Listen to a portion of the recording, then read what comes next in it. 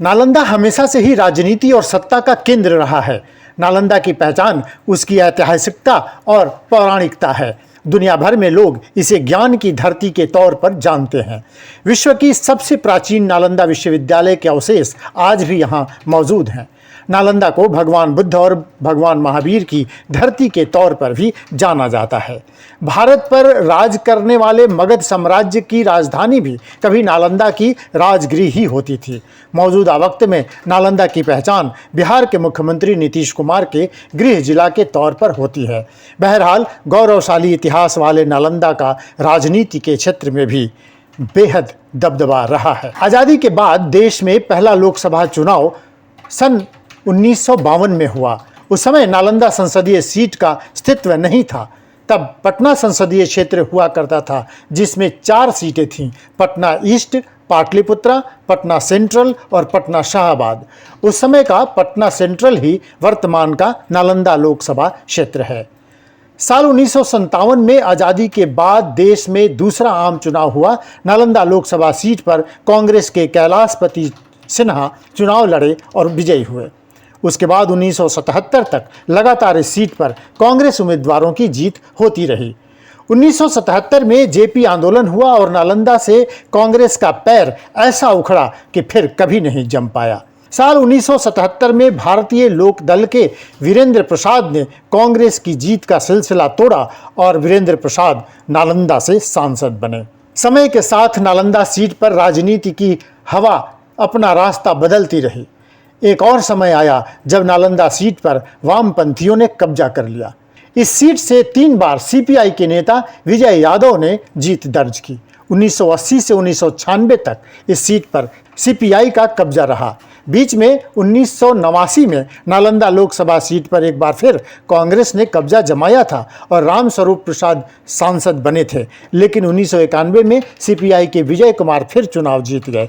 बाद में यह सीट गंवाने के बाद भी सीपीआई ने अपना इतना प्रभाव बनाया कि इस सीट पर 5 बार सीपीआई दूसरे नंबर की पार्टी बनी रही। बहरहाल नालंदा सीट की हवा बदल रही थी। साल 1996 में नीतीश कुमार ने नालंदा में सीपीआई के तिलिस्म को नेस्तनाबूद कर दिया। नीतीश कुमार ने देश के बड़े नेता जॉर्ज फर्नांडिस को नालंदा से चुनाव लड़वाया। जॉर्ज साहब भारी मतों से चुनाव जीते और नालंदा से जीत की हैट्रिक लगाई। जॉर्ज फर्नांडिस 3 बार नालंदा से सांसद रहे। इसके बाद साल 2004 में खुद नीतीश कुमार नालंदा से चुनाव लड़े और भारी मतों से जीते। तो ये थी नालंदा की राजनीति की कहानी। अब बात करेंगे नालंदा सीट पर राजनीति के नए दौर की। बिहार के दूसरे लोकसभा सीटों की तरह नालंदा सीट पर भी जनता के मुद्दे कभी चुनाव के मुद्दे नहीं बने। नालंदा की सीट को जीतने के लिए जातीय गणित को दुरुस्त करना ही पड़ता है। इसीलिए जातीय समीकरण की बात करें तो इस सीट पर भूमिहार, यादव और अति पिछड़ा वोटरों की खूब चलती है। नालंदा सीट पर दलित महादलित वोटरों की संख्या 4.25 लाख के आसपास है। कुर्मी वोटरों की संख्या 3 से 3.5 लाख है। इसके अलावा अति पिछड़ा 3 लाख से अधिक हैं, तो भूमिहार 1,70,000 से 2 लाख के आसपास हैं। अन्य सवर्ण वोटर, जिसमें राजपूत, कायस्थ और ब्राह्मण शामिल हैं, उनकी संख्या 1 लाख के आसपास है। यादव वोटरों की संख्या 2.5 लाख, मुसलमान 2 लाख और वैश्य 1.5 लाख के आसपास हैं।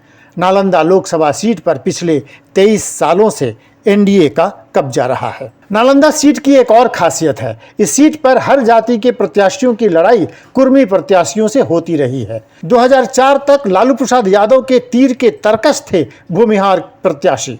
नालंदा सीट पर भूमिहारों ने कुर्मियों से यह सीट छीनने की बार बार कोशिश की।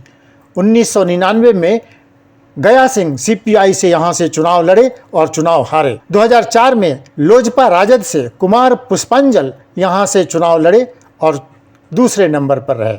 2005 में उपचुनाव में अरुण कुमार यहां से चुनाव लड़े और चुनाव हारे, लेकिन भूमिहार बार बार जोरदार टक्कर देते रहे। इन सब के बावजूद अब नालंदा की राजनीति की धुरी बन गए हैं नीतीश कुमार। यह कहना गलत नहीं होगा कि नालंदा में हर जातीय समीकरण पर भारी पड़ेगा ब्रांड नीतीश। नालंदा पर बिहार के मुख्यमंत्री के प्रभाव का अंदाजा इसी बात से लगाया जा सकता है कि 2014 के चुनाव में भी जब देश में मोदी लहर थी तब भी जेडीयू ने यह सीट जीती थी। नए परिसीमन में नालंदा जिले के 7 विधानसभा क्षेत्रों को शामिल किया गया है। इसमें अस्थामा, बिहार शरीफ, राजगीर, इस्लामपुर, हिलसा, नालंदा और हरनौत विधानसभा क्षेत्र शामिल हैं।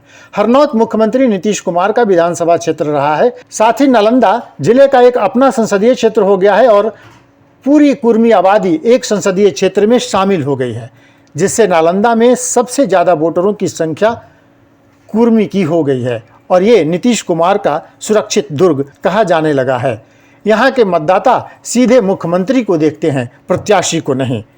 3 दशक का इतिहास बता रहा है कि जदयू की ओर से मैदान में जो भी रहा, नालंदा के लोगों की पहली पसंद रहा। तो चलिए 2024 के दंगल का बिगुल बजने ही वाला है। सभी दलों ने कमर कस ली है, जोड़ तोड़ की कोशिश शुरू हो गई है। इस बार नालंदा सीट पर एनडीए और महागठबंधन के बीच सीधा मुकाबला होना है। इस बार जदयू और राजद समेत तमाम विपक्षी पार्टियों के साथ आने से एनडीए की राह मुश्किल नजर आ रही है। उधर नालंदा में इस बार भी चुनाव में एमवाई समीकरण का जादू चलेगा ऐसा लगता है, और यह अगर चला तो महागठबंधन के लिए सबसे बड़ी राहत की बात है। तो एनडीए के लिए मुश्किल खड़ा करने वाली बात यही होगी। दोनों ही तरफ से अति पिछड़ी जातियों को गोलबंद करने की तैयारी शुरू है। नालंदा में इस बार एक और बात होगी। दोनों ही खेमे में भीतर घात को रोकना सबसे बड़ी चुनौती होगी। अब बात करते हैं नालंदा से कौन होगा दोनों गठबंधनों की तरफ से रेस का घोड़ा। चर्चा जोरों पर है कि नीतीश कुमार खुद नालंदा से चुनाव लड़ेंगे। मौजूदा सांसद कौशलेंद्र ने पहले ही यह सीट नीतीश कुमार के लिए छोड़ने की पेशकश कर दी है। चर्चा यह भी है कि नीतीश कुमार देश की राजनीति को प्रभावित करने के लिए उत्तर प्रदेश के फूलपुर से भी चुनाव लड़ सकते हैं। फूलपुर कुर्मी वोटर बहुल क्षेत्र है। साथ ही नीतीश कुमार फूलपुर से चुनाव लड़कर देश के अनेक लोकसभा सीटों पर कुर्मी वोटरों की गोलबंदी को साधने की कोशिश करेंगे। अगर नीतीश कुमार चुनाव नहीं लड़े तो महागठबंधन के प्रत्याशी होंगे कौशलेंद्र कुमार। दूसरी तरफ नीतीश कुमार को खुली चुनौती देने के लिए कभी नीतीश के बेहद करीबी रहे आरसीपी सिंह एनडीए के प्रत्याशी बन सकते हैं। आरसीपी सिंह भी कुर्मी जाति से आते हैं और उनको उम्मीद है कि एक बड़े वोट बैंक जो कुर्मी का वोट बैंक है उसमें वो सेंध लगा सकते हैं। बहरहाल इस बार नालंदा सीट पर पूरे देश की नजर होगी। जुड़े रहिए लाइव बिहार के साथ। नालंदा के दंगल की हर तैयारी पर हमारी नज़र है। इसके साथ ही बिहार के हर लोकसभा क्षेत्र के राजनीतिक जोड़ तोड़ और संभावनाओं का सटीक और विश्वसनीय विश्लेषण को देखने के लिए देखते रहिए live Bihar. Live Bihar YouTube पर सब्सक्राइब और फेसबुक पर लाइक ज़रूर करें।